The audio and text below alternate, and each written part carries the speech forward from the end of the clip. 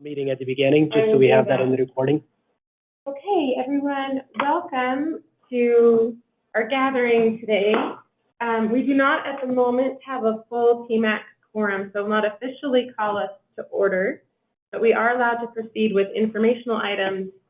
We will do so since we have several guest presenters today that we are looking forward to hearing from. So we will not pick our action items, but let's go ahead and introduce ourselves anyway. I'll start. I'm Joy McMurray, TMAC Chair. Dave Nicholson, Provo City Engineering. Candy Brishio, Provo City Development Services. Bowden Golding Development Services. Hey, Han Shore, Provo City Engineering. Lisa Johnson, staff member, Planning Commission. Hannah Falco, Development Services. West Province, TMAC member. Judy Johnson, Provo City Engineering. Introduction. I'm Van Linford, I'm just here on, with our notes, we're on the bridge, that's on the bridge in 820. Vern Kiesler with Provo City Engineering. John Gunderson with Provo City Parks and Recreation. Okay, and Chris McKay, our City Council liaison, just walked in. Welcome. Okay, let's go ahead and start. Just follow the order minus the action item. John Gunderson is here to talk with us about the Provo River Trail, Columbia Lane, and State Street update. Okay, go with it. I can give you, if you want to Or just zoom in. zoom in. Okay. Perfect. So what a wonderful resource Provo City has in the Provo River Trail. Spans from Utah Lake up to into the canyon. Get the name of the park up there. That's Vivian, thank you. With plans underway for extending it to Deer Creek Reservoir as well. So it's really an amazing connective channel through Provo City. And about 7 years ago, activities were started in earnest to address the trail width and some of these problems that are stated here on this slide to really improve the user experience and connectivity up the trail to the adjacent bike lanes and trail networks throughout the city. So go ahead and go to the next slide.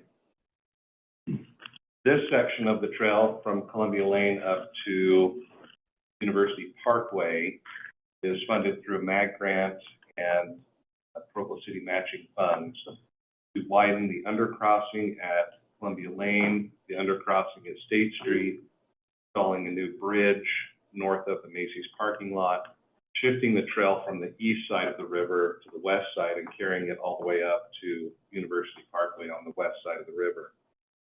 And this section of the trail will address those items on the right that talks about widening the trail surface to 14 feet from the existing 6 foot, really adds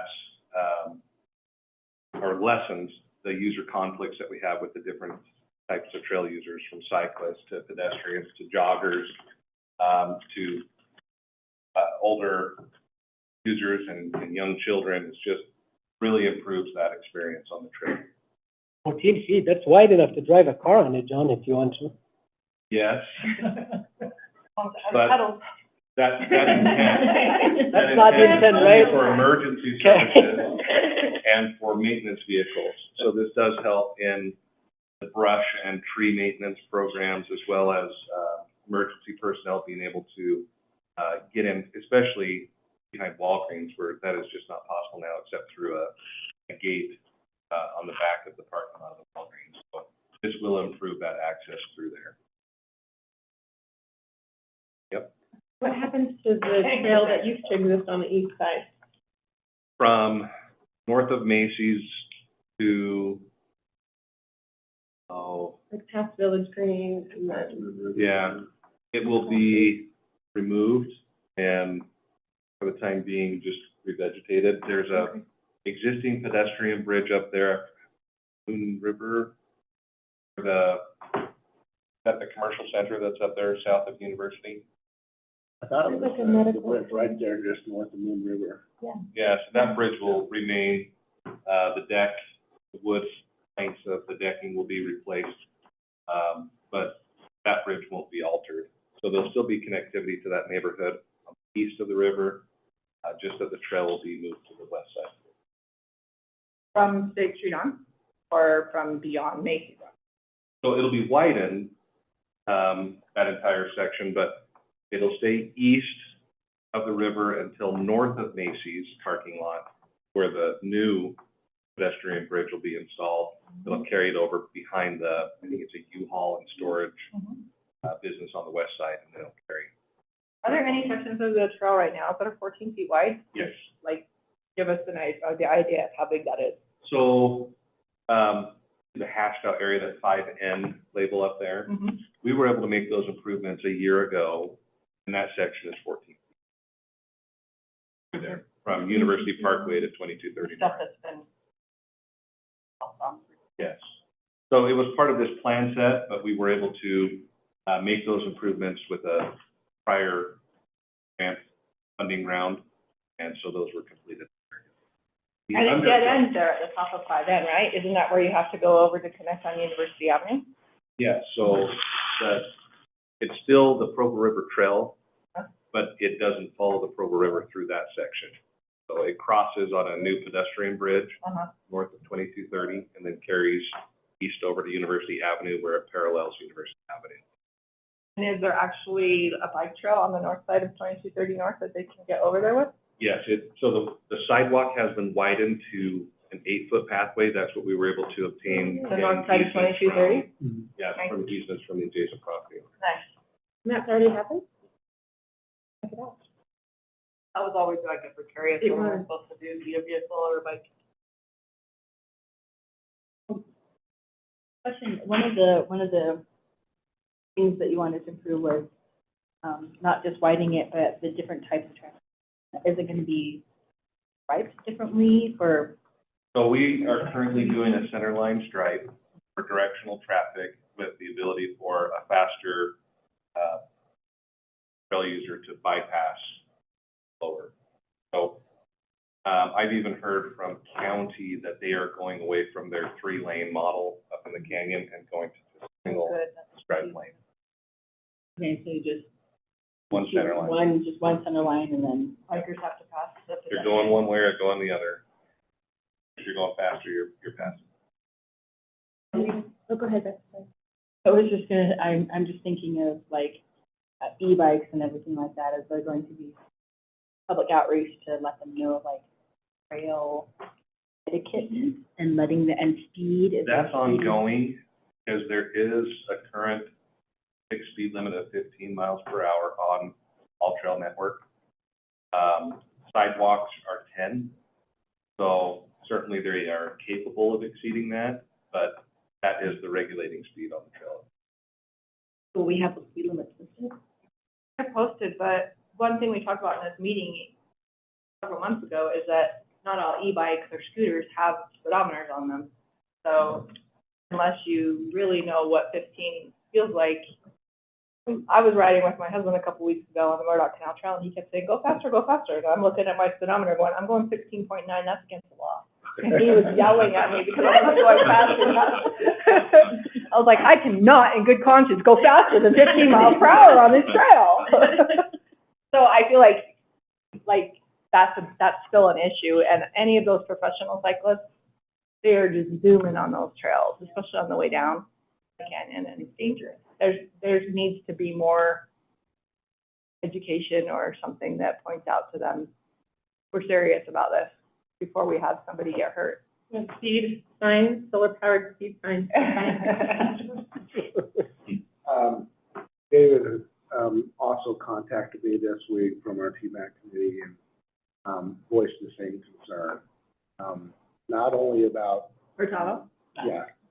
not only about the speeding on the trails, but the electric motorcycles that are on the public streets that are not street legal.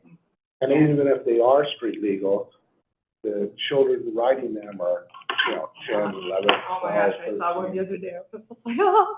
And And then Provo City Council I saw on their Facebook post this week, maybe it was last Friday, that they also did a reminder post about speed limit on sidewalks of 10 and then trails are 15, so I don't know if you saw that. It's a big problem. Yeah. We're hear about it all the time. I see it, like, I'm surprised no one's died yet. Someone's going to, even more my child. And we're not the only community that's dealing with it. We have been reaching out with other communities, and it's of course a topic within the Parks and Recreation community, trying to find the right solutions. And probably the toughest part is we've got some laws on the books, but enforceability is difficult because by the time something's been reported, response time is there's nobody there to. Can you keep that in mind as you as you strike these new trails? I mean, just whether you're putting up standing signs or putting it on the ground in paint, just to remind people, and not just to say this is a speed limit, but like, I don't know how you word something like that, to just say, go slow, someone's life might depend on it, or just like to help them sense the urgency or the importance of this idea. Not just about you getting the best time on Strava. You need to be aware. So improve your time on Strava. I do have some ground marking that we have done. I have a slide a little bit later that shows that, but where we still have some curves and some more blind corners, there is some ground marking that does call out a slow, just to try to avoid them.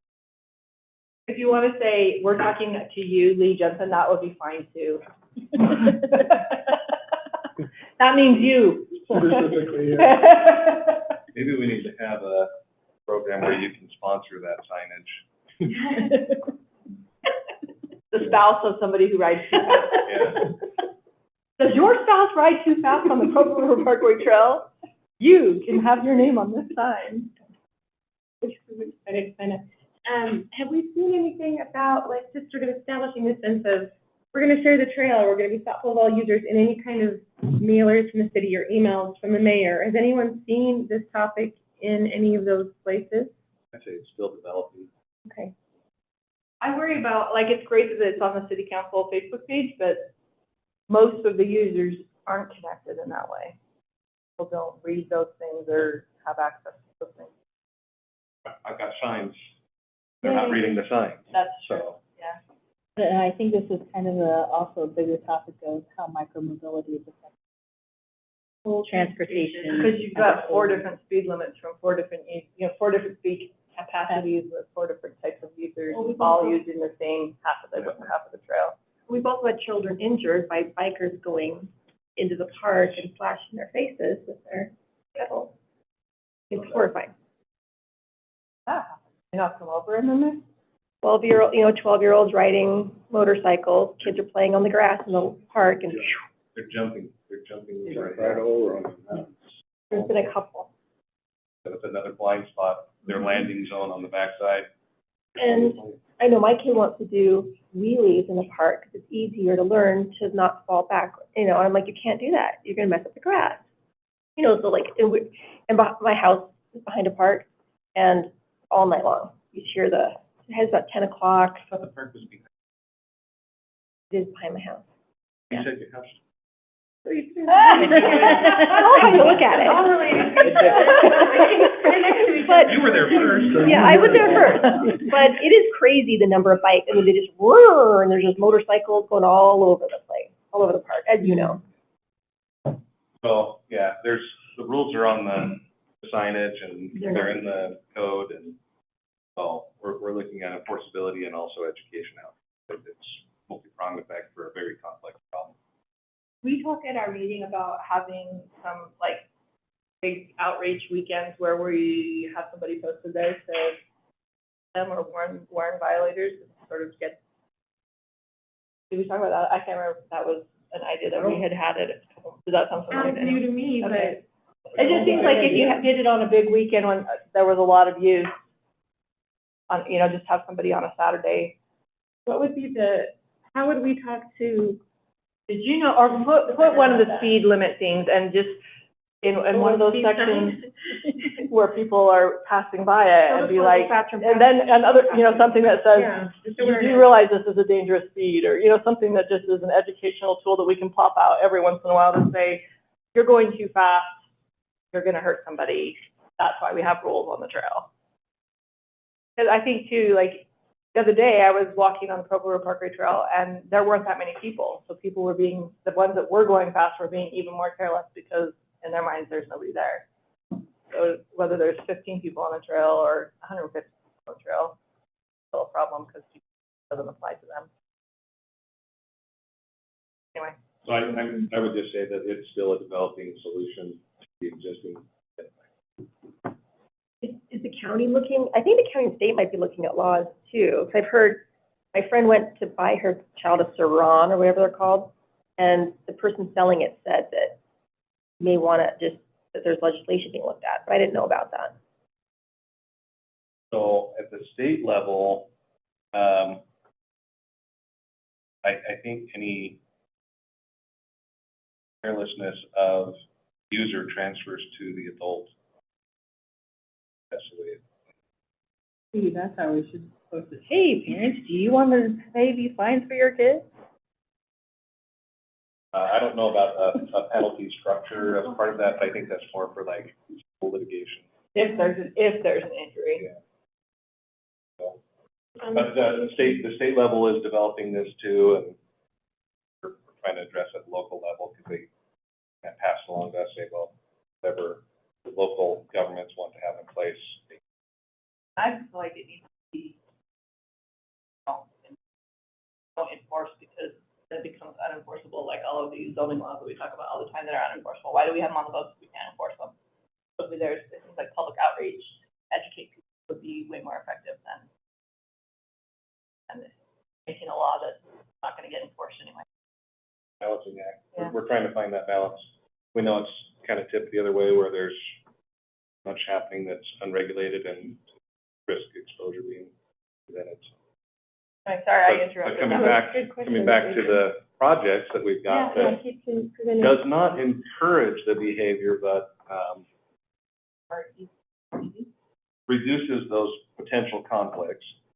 So this highlights that area. Let's go to the next slide and just so this is the project area. We've got plans that are at 90%. We're moving into our final plan set so we can get out to bid shortly. The intent would be to have some construction starting this winter when we've got low river water flows, because all this is taking place along the Provo River, and access in there is restricted to the low flows. Like this past season, there's been quite a bit of water in the river, and we don't want to be constructing something during that time frame. But we had some pretty good lessons learned from 2230 North last year when we had the high flows hit, and we were able to get our retaining walls up just prior to the flows hitting last year. Okay, let's go to the next slide. So this is a rendering of what it's going to look like. Oh, much better. On the left is the existing, on the right is the proposed changes. The top is looking south. So there's that jog in the trail to avoid some utilities in there. Always seems like by these major road bridges, every utility you can think of is buried underneath this, and it's largely the reason why the trails have the grades in and out that they do, because they're avoiding a canal pipeline or a sewer pipeline that has flow lines that can't be changed. So there's a lot of, again, a balancing act to move utilities where possible, and then building a trail surface that more closely matches the current ADA requirements leading into and out of these facilities. With the property that we have, as all of this is adjacent to other property owners, and only so much we can. But really is improved.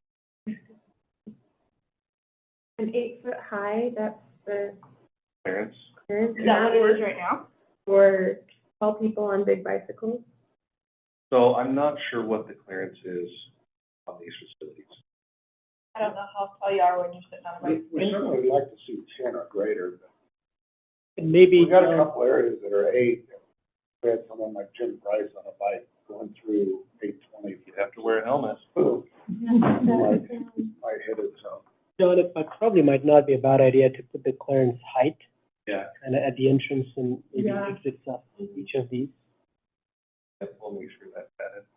I'm thinking of my son who's 6'4" on his big bike. Yeah. We need to get one of those recumbent lay-down bikes. That's right. You need a little sign, if you are this So tall, you you will not. cannot go, like a little bar before you get to the thing. You did not clear this, don't even go into this, you don't see this. Parking garage. He was in the short garage. See this? Kind of still next slide. So here's an example of a recent improvement there at Union Pacific Railroad. On the left, you've got the prior, and then below that, you've got the new improvements. Again, there's slow marking on the ground. Line curve was somewhat straightened, but the grades in and out were very much improved. And these structures are, the existing structures are crazy deep in the ground.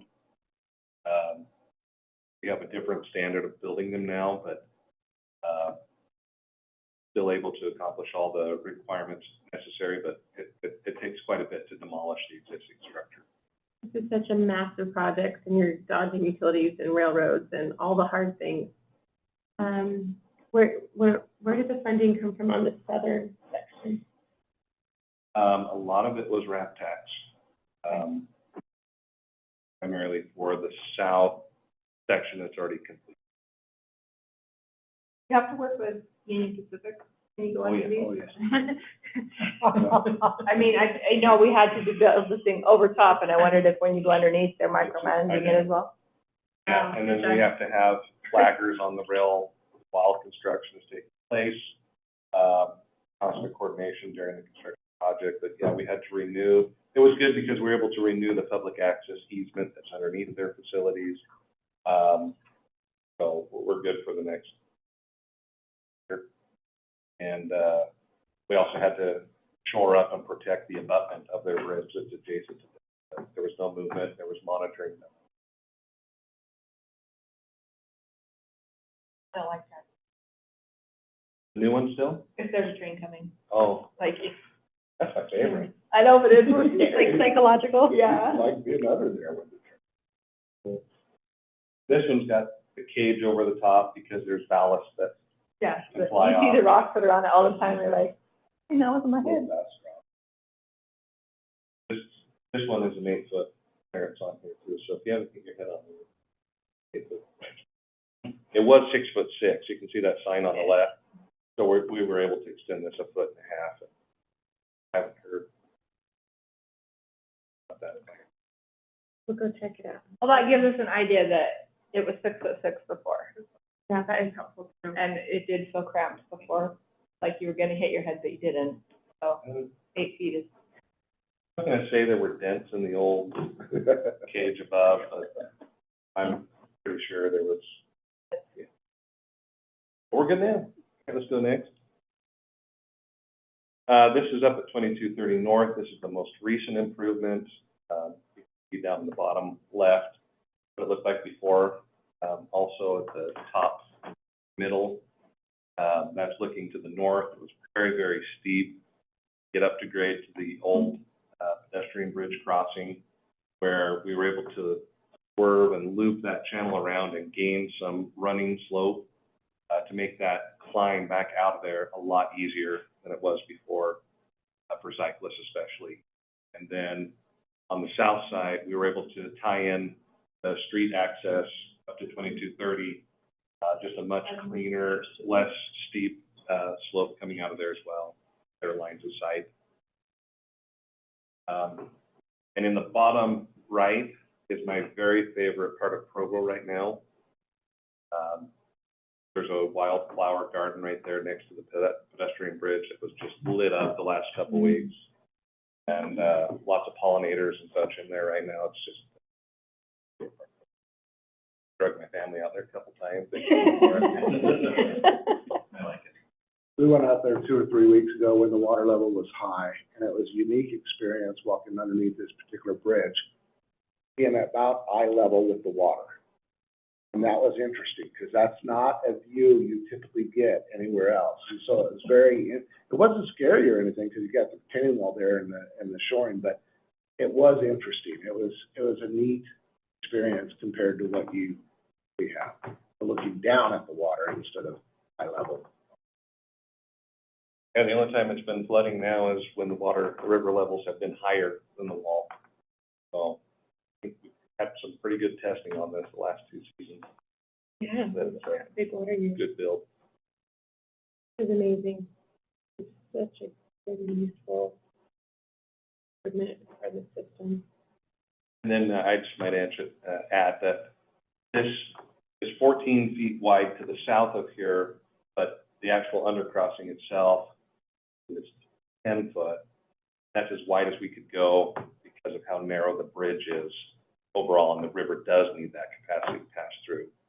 Then carries up 10 feet all the way to the pedestrian bridge. It got widened from 6 foot to 10 foot as well.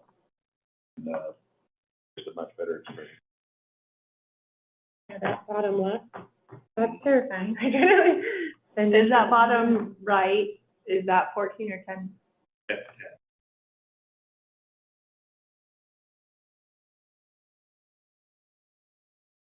Are there any sections of this project that are still under construction? So, is this all the way done now? This is all done, yeah. Okay. We had to go back in and do, one second, I think it's the next slide. Go next slide. This is up the section going to the north from here. Yes. And on the bottom right is a retaining wall and a barrier to University Avenue that was added. So above that is the prior grading of the sidewalk, and we wanted to widen the sidewalk. The engineering was very difficult because you can see that retaining wall on the left.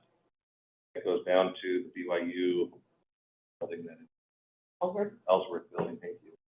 And nobody had any information on that wall.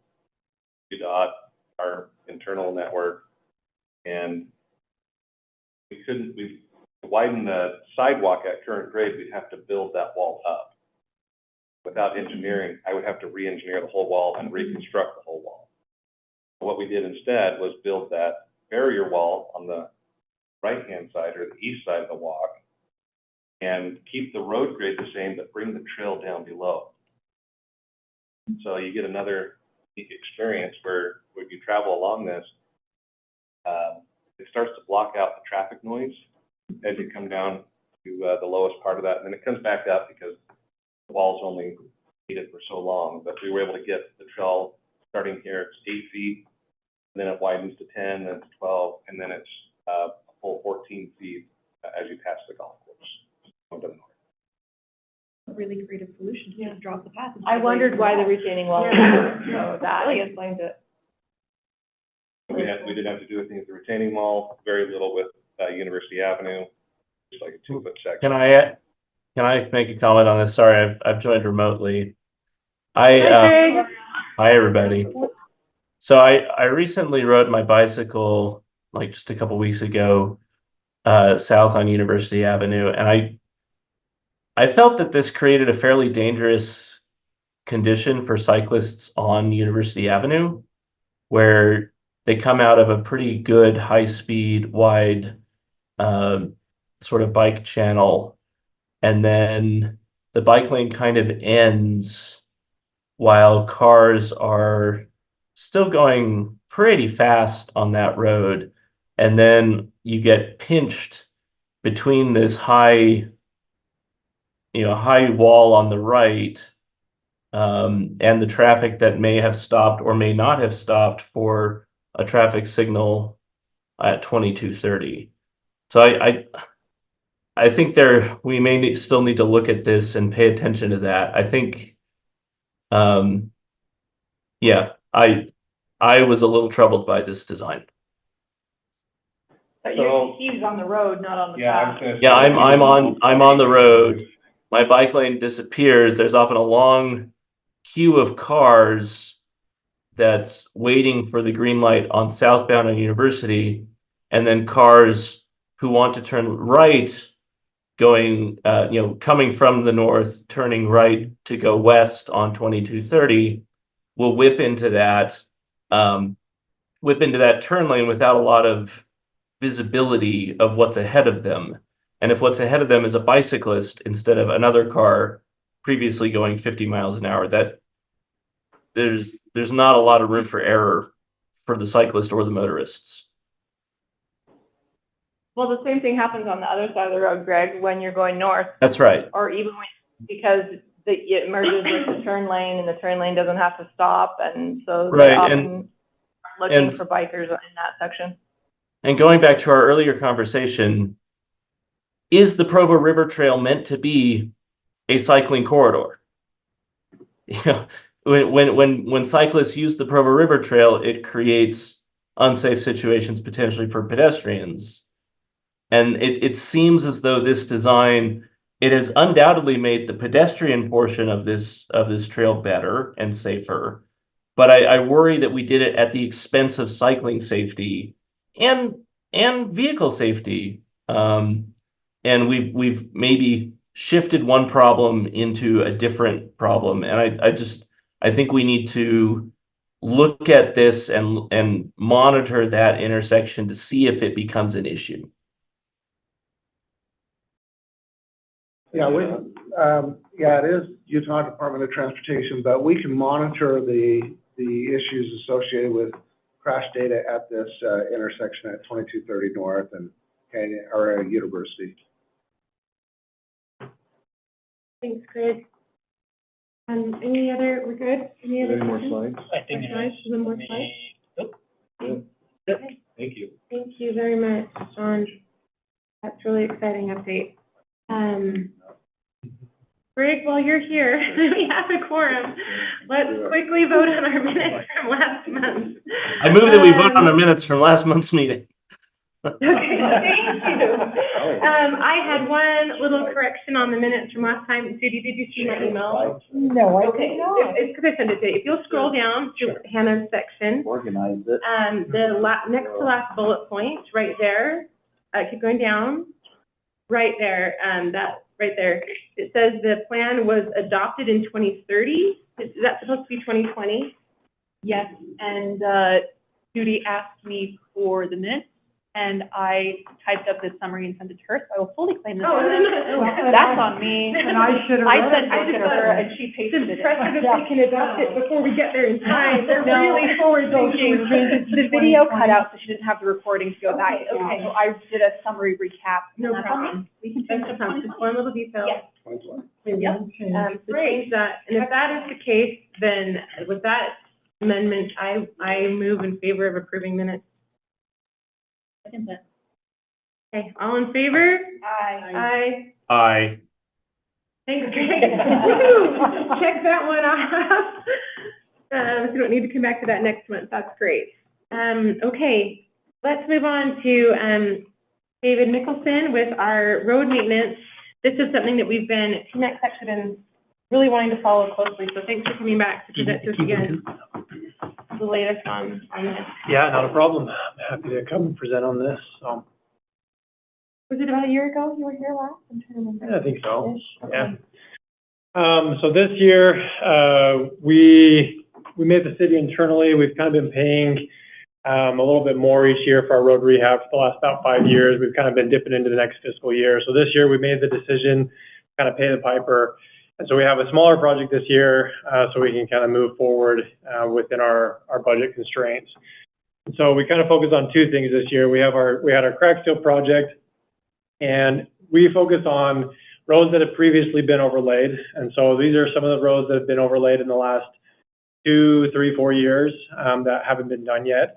And this is just to ensure that that new pavement doesn't receive any water damage. So we're resealing lip lines, water valve and manhole collars, and any cracks that have formed in the years between this application. So typically we're hitting our roads the year after. just to kind of ensure that. I'm sorry to interrupt. payments- Sorry, is there a visual that I should be seeing on the screen? There should be. Here, exit out It on it. says you were screen sharing. How about I'm that? still Can you see it seeing- this way? I'm seeing the blank TMAC minutes on the Can you Zoom just stop channel. share and reshare, Yeah. For the whole. and then share? That should do it. How about now, Greg? That looks good. Thank you. Yeah, perfect. And then we also cracked seal roads that are gonna receive microsurfacing in the future. So some of these roads that we did, are for that project in the coming years. The other half was kind of we did mill and overlay this year. There was 2 roads that we focused on, so, these are still under construction. We did 10th View Drive and West Center Street. West Center Street is being paved today, pending weather and plant, the asphalt plant staying open. We'll have that finished probably by the end of the week, but some of those factors are out of our control, so it could be next week that we finish up that. And then 10th View will be paved the week after, probably. So that's kind of what the 2 focus on this. We've upgraded ADA ramps along both of these routes in coordination with this project. So, and then also with our overlay project, we did development overlays. This is with our new developments. The developers pay a fee to come in, for us to come in and do an edge mill and do a 1-inch overlay over the project. And so these are some of the subdivisions that have been completed in the last probably 4 or 5 years. There's a couple older ones, but that's kind of what we're looking at.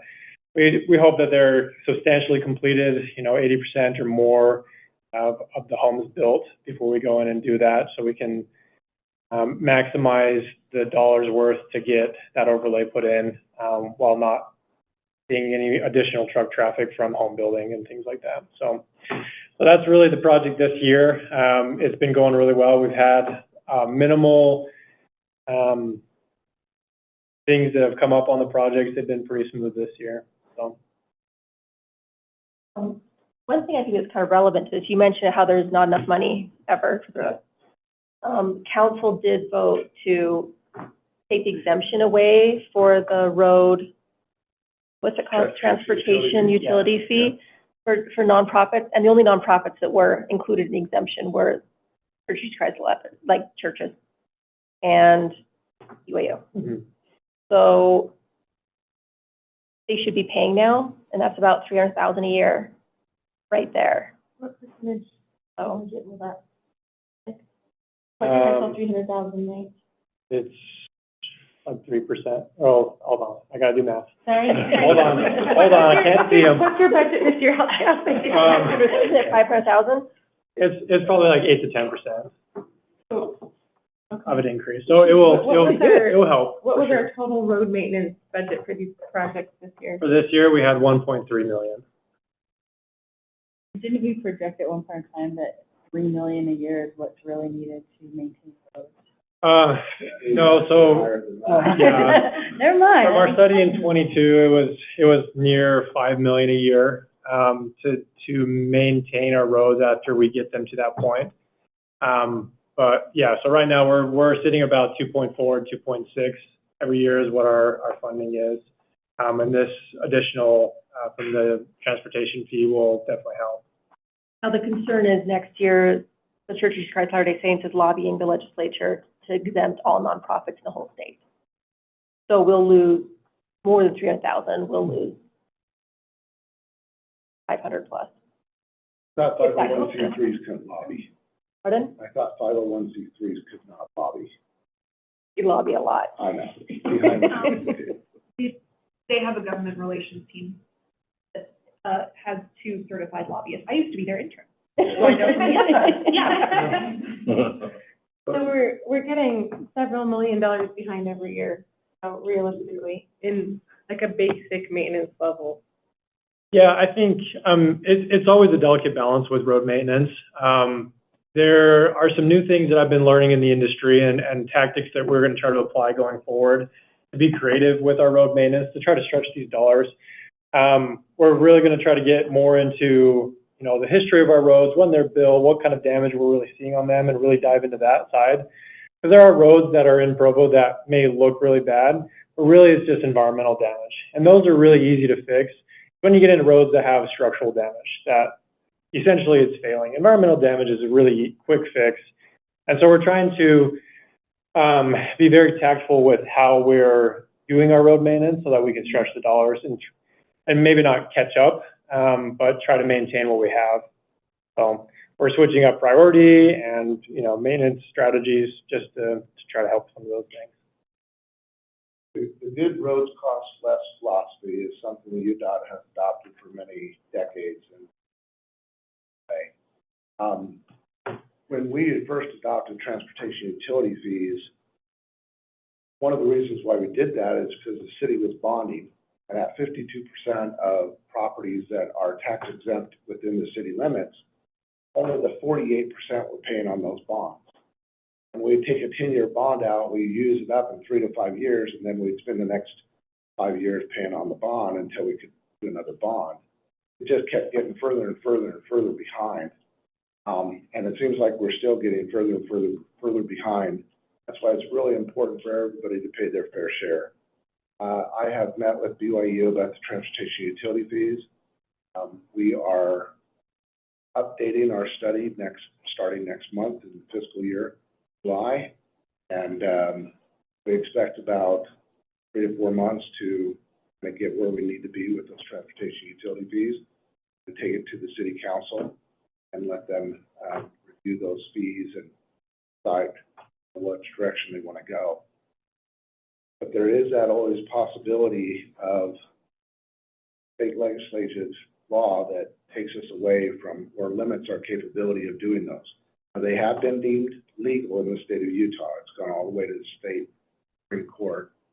So, for instance, in the state of Washington, they're illegal. The state of Oregon, they're legal. The state of Idaho, they're illegal. The state of Utah, they're legal. The state of Colorado, they're legal, where they were first started. I will tell you that if we stick to being a purist and use them for maintenance, I think there's safety in that. We'll look and update this study for the next 10 years and see what the council wants to adopt. But we need about $5 million a year to make it work, to keep our roads where we have a remaining service life of 10 years or greater. Has there been studies on different materials used for new roads that last longer? I'm assuming there is. I'm just You can answer that. There's an asphalt management membership here in the state of Utah, and then UDOT has done a lot of research, but Dave does a great job in our maintenance program here, and he attends some of those conferences. Yeah, so APWA, the Utah chapter of that, is looking into more sustainable, maybe not different materials, but more sustainable. So we're looking at increasing recycled asphalt into our mixes, or using what's called warm mix. It just kind of lengthens the time you can place it and things like that. So there are things that the industry is looking into to kind of help increase this. Obviously, we can always go to concrete. It's just that cost difference. Concrete will always last longer than asphalt, but the cost differentiation is just way too high to kind of justify that on local roads and things like that. So outside of those two, I mean, there's always experimental things that are being tried for pavements, but they really haven't taken off much. Yeah, I would just add that a lot of those experimental things that make pavements last longer are also very expensive. And this is always a sort of weight hanging over every city budget, which is just you have to maintain your roads, or eventually a large bill comes due, and then you have to it's tough, but we need to do it, and we need to spend money, as you all know. An example of that, maybe history, 30 years ago, our roads got really bad, and we got down to about a remaining service life level of around 60%, which is pretty low. We spent, I think, $2 10 million bonds over about 7 to 8 years. So we spent $20 million about 25 years ago, roughly. Got that service life to like an 80% level. And we've kind of been riding that for the last 20 years, a little bit, 15 years, that we were able to get the roads to a really good level. Now they're starting to deteriorate again. And so it's like was mentioned, you have that balloon payment at the end of the life if you don't maintain. You told us last time, like, the cost to maintain a road was a certain amount per square foot versus redoing it if you didn't maintain it. Could you repeat that one more time? Do you remember? I don't know the exact numbers off my head, but, let me do a percentage. So if we're maintaining a road, it's probably, you know, we're here to rebuild the road, it's probably, what is that? Like 400% more in cost. 400% more. So we either maintain at a low level or we have a massive bill later that hits at the same time. Right. Okay. So that's why we keep trying to say, you know, like city council, this one, if it saves us 400% increase on something, that's worth looking at. And our UTF is so low. I mean, we pay, a single residential home pays half of what Pleasant Grove pays. And we get way more traffic than Pleasant Grove. And was it 10 years ago, it came to the council that our prices were way low, we should increase it, and they voted for no increase. That was even 10 years ago, we were like way below the. I think that's something that should go in it. I would add there's a third option, which is you just tolerate a decline in the level of service of your roadways. But that's probably not going to be what anyone in Provo would vote for, or, you know, yeah. But that's what a lot of our neighboring cities have opted for, rather than maintain roadways or you know, pay for replacements or raise taxes to fund them. They just allow them to continue to deteriorate. Yeah, and then there's a lot of public outcry with that. American Fork, just ask American.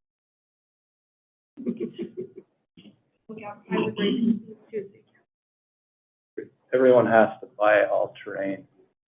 No one's telling us about the, is it Oklahoma, the cities where they just gave up and put in gravel roads and you can't use. Yeah, and back in the Great Recession of 2008, counties were just milling up their roads. They deteriorated so bad, what they were doing is just turning them back into gravel. So Tooele County was one of those leads in our state that did. Just didn't have the funding. It's hard to see like a little, like, you know, the ounce of prevention versus a pound of cure principle. And like, oh, is there any movement on the council for someone to propose a rate increase, or that's why we're doing this study.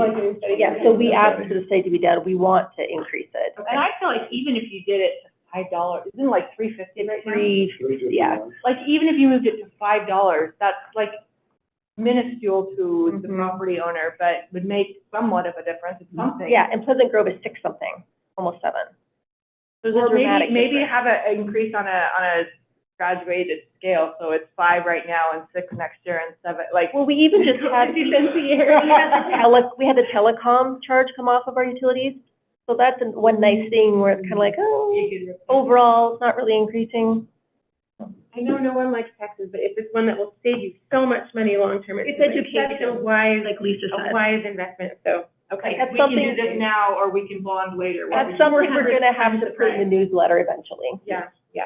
With the history, what other cities do, blah, blah, blah. You're right. Okay, Patrice, I'm so grateful that you're so aware of that and moving forward. Vern, let's talk about updates on the Provo River Bridge and Trail outreach. How's that been going? All the meetings? We've had a lot of So meetings. many. I think the biggest one to report on was our June 7th meeting, or June 6th meeting, sorry. We had over 100 people in attendance, and we had over 61 written comments. So we were very pleased that we had so much input and attendance. And then we had a variety of positions and a variety of comments, and it's been really good to get out and go to all these neighborhood meetings. They all been pretty well attended, some better than others. But I think our general public meeting that we held at the Recreation Center, well over 100 people, was probably our best attended meeting. What's the feel overall? You know, it's really is mixed unless you're in a specific geography. If you're in a specific geography, it is probably about 90%. Hey, we all recognize we need the bridge, but it's the size of the bridge that most people are concerned about. Yeah, being too big. So you're saying like maybe people who live closest to it? Right, but there are other people saying, hey, don't waste our money, build the right size bridge. So we're taking all that public comment into consideration. I'm still reading through the 61 comments. Some are short, some are lengthy, some are entertaining to read. And so we're doing that. And then we hope, we certainly know I got one more meeting to attend on July 17th with the Neighborhood District 1. We want to present the same information to them, be able to end public comment here pretty quick after that, and then come out with a proposal. Probably release that proposal on the ProvoRiverBridge.com website, and whatever choice is made. Right now, there's a lot of great comments, so we're still reading through them. That's it.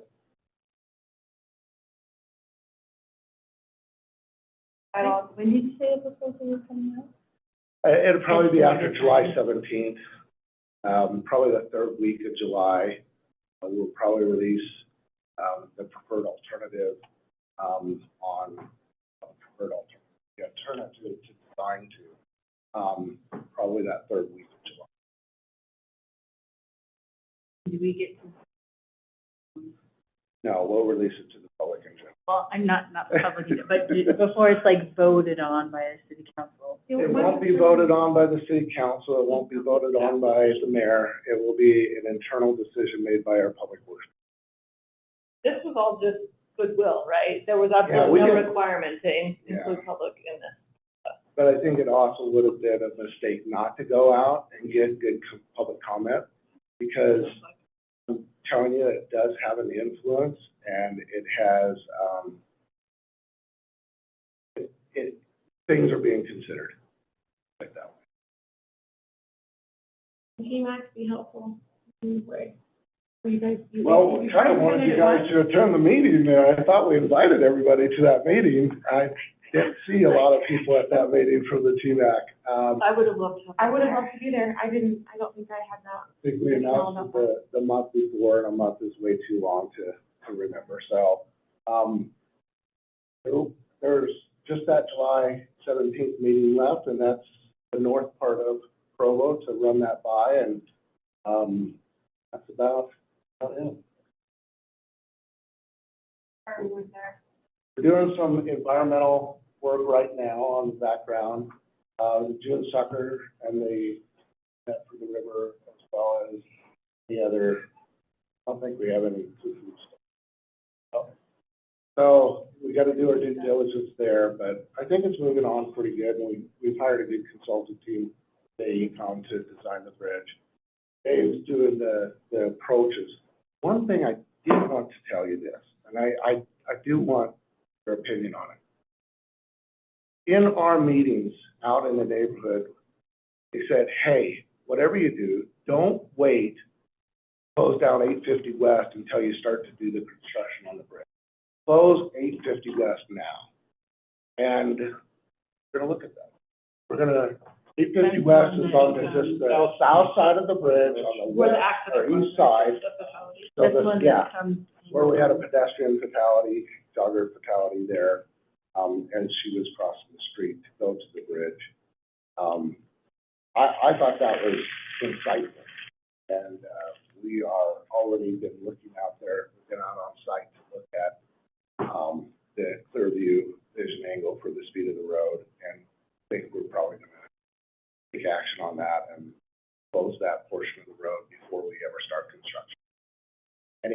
or ideas on that. Did more than one person recommend that? Yeah, and in fact, the person that originally. It wasn't came just an to us- angry, irate person, it was, you got it from more than one source? Yeah, in fact, the person that originally recommended it was the property owner that lives right next door to it. And that was my second question was, are the property owners that are gonna lose access okay with that? Yeah, and they're actually not losing access. The one side of it, it's a duplex. One side's getting kind of a private access if you shut that road off, and the other side will still have their access from 820 North. So hey, when you go out to the public, they all got ideas, they all got concepts, they all have different positions, and that's where we learn. Okay, thank you, Vern. Back to you again. So, by way of introduction, I've been wondering, when should we have elections for TMAC chair, so that I don't need to do this forever? And so Vern's been researching for me, and it turns out we don't have any bylaws for TMAC. And so we would like to get some, and Vern has started to prepare some, so over to I you. have spent the last, well, I told you last month I would put together some draft bylaws. Let me pass these around. If you're interested in them, take them. If you're not interested in the bylaws, they're a little boring. Here's also, Lisa said, hey, don't forget to include the ordinance that's adopted for TMAC committee, okay? So that's also in there. What I do want to do is just go over a highlight. You have the ordinance, and then these bylaws, I started off originally with the planning commission bylaws. Found out that they were out of date, to say the least. Didn't comply with state code any longer, and a couple other things, or the reference to state code was different. So please review these. I'm not asking you to do it now, but I do want to bring your attention to one item or two.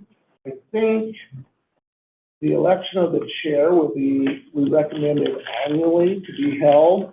I can't remember if I put January or July on that. The planning commission meets every, is it? It says January.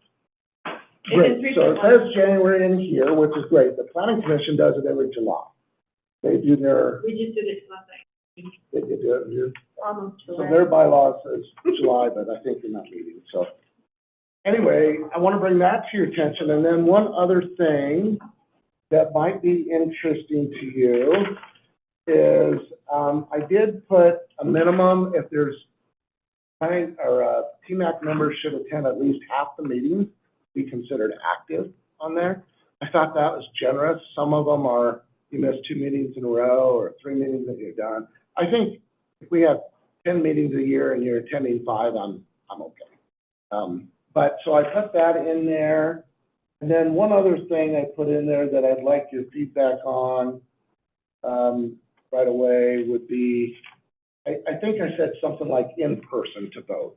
In this day and age where we have electronic opportunities, and some people like Greg, he's on it. I don't know what Greg's at, but wherever he's at. Hopefully somewhere nice, Greg, wherever you are. So I think that that could be modified. You may want to consider allowing people to vote even though they're participating. Is that 4.4? I think so, by electronic means.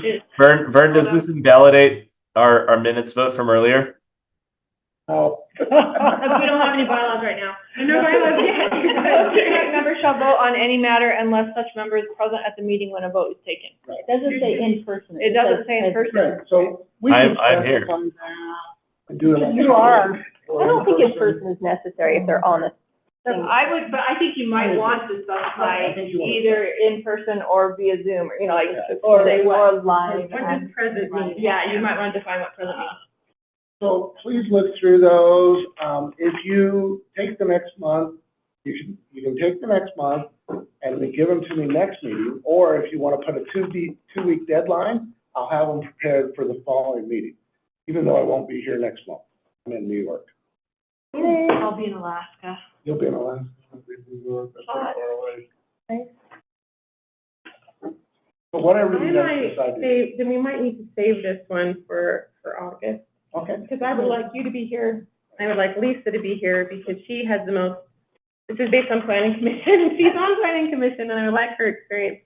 And I think we could discuss each of those things. 3.1, the last sentence says the chair may not succeed him or herself as chair of TMAC. That's important too, because if somebody's really good and you want to nominate them again, that says you can't, which is good if you don't want to do it again, but if you like it, you can't. So It switches them up annually, so please review all that. I mean, this is just a draft. It took me a little while to put these together because there were 5 pages. The planning commission has 11 pages. Really? Yeah. Sounds like you need to update yours as No, well. we did last year because ours were so irrelevant that Bill and I went through them and I was like, we don't do half of these things. We need to talk about these things. So everyone will please read these so we can talk about them, and then, Kayhan, you'll probably send them out to everybody who wasn't here. This is important, actually, to get how our committee works codified. So yay, let's think carefully about that. I don't know when the best time to have the vote is. I don't know if it's best to have the vote in like November, because you usually take off December and then the new chair is ready to go in January, or you want to vote in January, but then they don't have a chance to really get their agenda together until February. So things to consider. Yeah, January and July are the 2 most common ones, Standard. Okay. just because one's at beginning of calendar year and one's at city fiscal year. Okay. And so, That makes sense.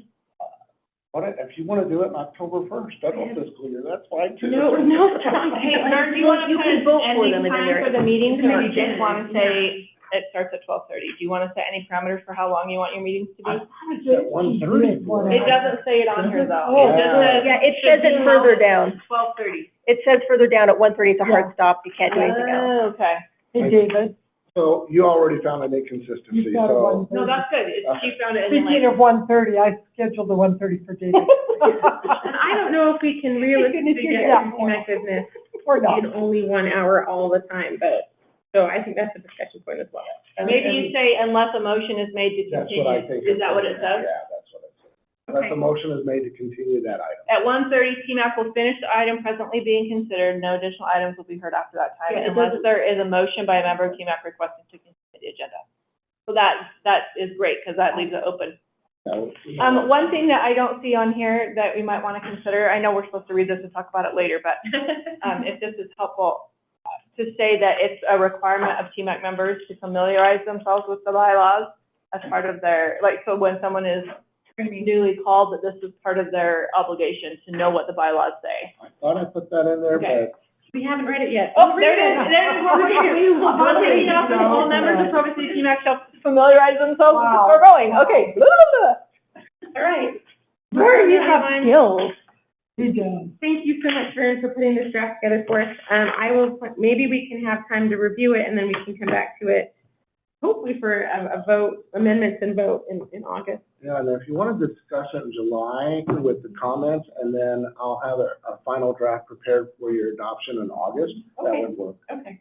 How about, since you won't be here in July, and you don't want to do anything if he's not here in July, Oh, we can. what if you just ask people to submit, That's what? people to submit their comments by, I think it's. while it's still fresh on everyone's minds, by next week, or by July 1st, or I don't know. And some things might be better to actually have a discussion on. You guys been operating without this since since you existed, and so we're okay if we go a couple months. We're not gonna, Well, I didn't know if Joy was anxious to get replaced. No, no. I was trying to expedite this to you. No, I will be at 2 years in September, and I feel like that's a good time, but then if we're picking some other time, whatever is fine. I'm happy to serve, but I do also feel like there is great benefit in having new leadership with new ideas and new vision coming in, so. What I'm hearing is you do it in July. No. Well, thank you everyone for being here today. We will adjourn TMAC and see hopefully most of us next month. Thank you. Thanks, Greg. Thanks, everybody. See you next month. No, you won't. When did you have surgery? 3 weeks ago. Oh.